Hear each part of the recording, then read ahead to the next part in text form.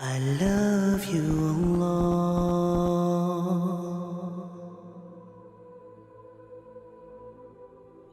What are the reasons a jinni would enter inside your body? What would cause that?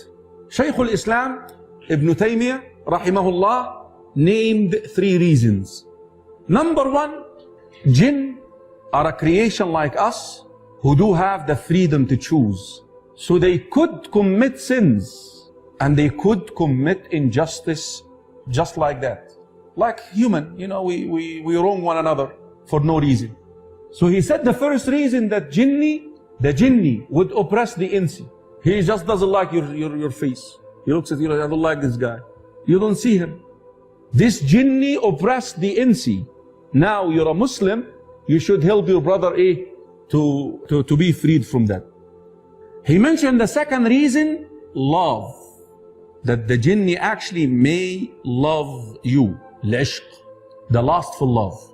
And I was sharing this with you last lecture, I think, with that when you go through your bedroom and wearing nothing basically and you're walking around like this, guess who's watching you? The jinni is watching you. وَذَلِكَ Rasul sallallahu alaihi wasallam told us what to do when we take off our clothes. Bismillah. If you say Bismillah, a curtain between you and the jinn. But how many of us come out of bed in the morning and you want to get your coffee from the kitchen? Huh? I stopped doing that after learning this. Guess what? The jinni is looking. And he's going to go inside that body because he loves you. Actually, a lot of the, especially, no offense for the sisters, especially with the women, with the sisters. A lot of the sisters are possessed by jinn because of that reason, that the jinni actually likes the women. That's why the women also should be careful about the way that she dresses inside her bedroom and so forth. Number 3, ذكر Shaykh al-Islam, that you unintentionally inflicting harm upon the jinni, like pouring hot water in the ground and there happen a jinni is out there. You harm that jinni. Now vengeance now, you want to get at you. Now what can save you also from this? Saying Bismillah. Anything that you do, say Bismillah. You're safe from that. Can the jinni enter the body of the human just like that anytime? Anytime? The answer is no. I'm talking about the possession. They mentioned 4 conditions. There are 4 conditions the jinni would enter into the body of the human to possess it. Number 1, the extreme anger. When you become so angry, jinn actually goes inside you at this stage. What did the Prophet ﷺ say to us when we get upset, angry, when we get mad? If you're sitting down, stand up. If you're standing up, sit down. Why? You want to upset the position of the jinni inside you. You don't want to make him comfy.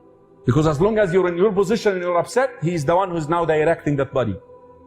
The second case here is extreme or excessive fear. Excessive fear, the state of excessive fear. You're vulnerable during these conditions. So, excessive anger or excessive fear, that you're so fearful. You're afraid. Jinn can actually go inside you at this stage. Number 4, excessive heedlessness.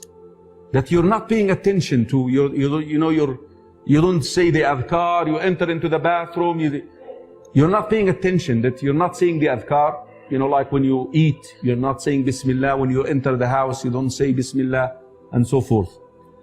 Case number 4, the time when you're so much into your desire. I read something like a beautiful scenario.